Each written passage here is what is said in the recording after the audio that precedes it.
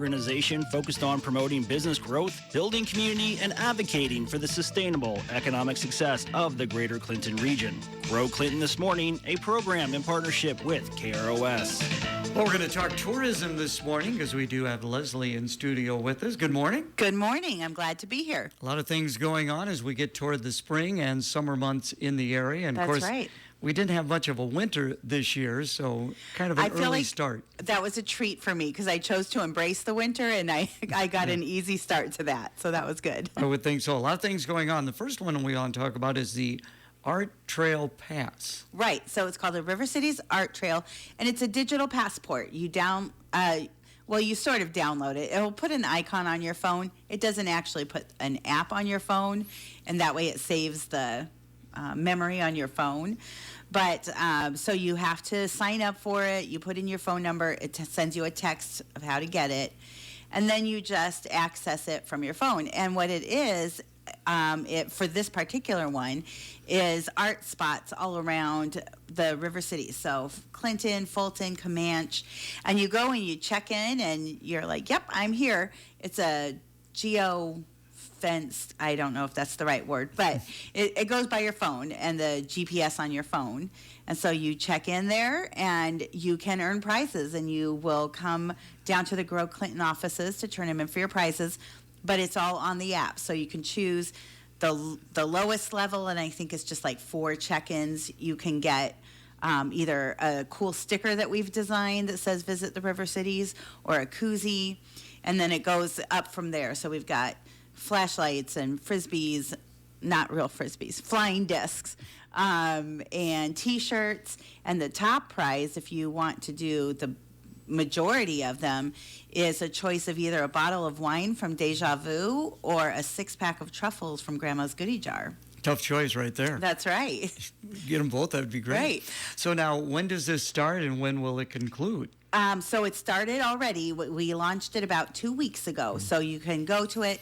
I've posted about it a few times on social media, and there'll be another post, I believe it's scheduled for today, about it. So that's already launched, and and it goes through the end of the year. You have to the end of the year to collect the art, because we wanted something also in kind of a season where maybe you're just not getting out and about. But we want you to get used to it, because then in the first weekend in April, we have the Consignment Crawl, which is that whole long name, Consignment Crawl, Resale Tour, and Retail Shopping Spree. I'm getting better at it. Yes. And we are actually launching a digital passport for that one as well. It's going to be the very same type of thing, but for that one, because it's a shopping pass, many of the stores have given us discounts that we could put on there, so you can take it and check in at that store and show them your app, and here you get 10% off or whatever it is. So for that one, you have to go into the store, and they'll have a PIN number where you use that PIN number to check in.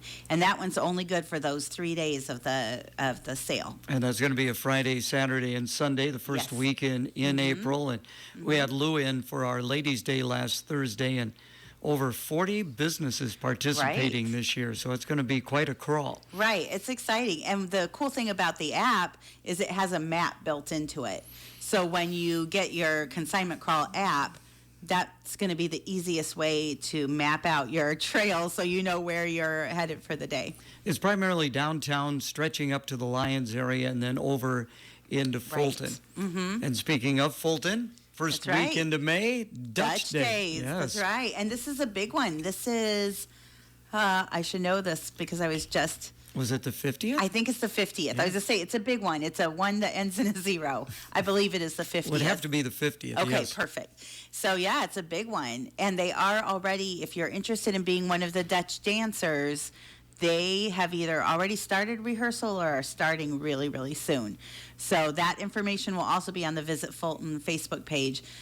So check that out. But if you want to be a Dutch dancer, go do that. It's a fun way to participate in your community. I've had the opportunity to go pretty much every of those 50 years and broadcast live from Dutch Days on the morning, Saturday morning. So it is a lot of fun and a great way to celebrate their heritage. And now with the windmill and then the Windmill Cultural Center is a lot to see downtown. So they had Dutch Days before the windmills? Correct. Yes. Okay. Yes. Wow, that's hard for me. It's hard to imagine the landscape of Dutch Days without that windmill. Well, they always had a lot of consignment things there, a lot of vendors, and of course the Dutch dancing and the entertainment and things along those lines. But it was first started by Unity Christian School, and it was just primarily a Dutch dinner, and then they expanded it to a weekend celebration. Oh, that's so interesting. And yeah, it just keeps expanding. So the Fulton Fun Crew is going to do the Friday night kickoff party again. And they did that last year where they had live music down in front of the windmill. It made for very dramatic pictures, which I have used in advertising several times now. Because you've got this band out in front and the windmill behind it and stuff. And they had a beer garden and kids games and all kinds of stuff. So you're gearing up for the spring and summer. I know Lumber Kings baseball is going to be down on the riverfront. Of course, Tailgate and Tall Boys coming back for a second year. The Showboat Theater is getting started. So this is a good time for you. It is a really good season. And we were just talking, Christine and myself were talking Friday about when do we want to get the kiosk open, because, of course, it's been so nice. Yeah. People are out there now, but we do have to go through a process of getting that electronic screen back installed and everything.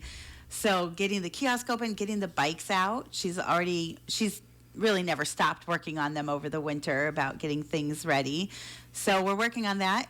We are hoping to add a bike station in Fulton this year. So we're still working on where do we have more bikes for that? Do we need to find some more bikes? What's our plan? So it's pretty cool. So what are your plans then? I understand you're going on a trip. I'm getting ready to go on a vacation with my sister, and she and I love to cruise together, and we've done a lot of Caribbean cruises, for 4 days or 5 days.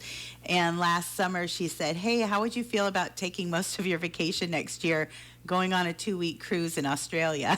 I said, well, twist my arm, why don't you? Yeah, my goodness, that'll be incredible. Now, when you go on these cruises and on different things like that, vacations, do you try and see what's going on in their community as far as tourism is concerned? Oh, I am ridiculous about that. I did last Memorial Day, I did a road trip in New England with a friend, and every single visitor center that we passed, I'd be like, hey, can we go in there?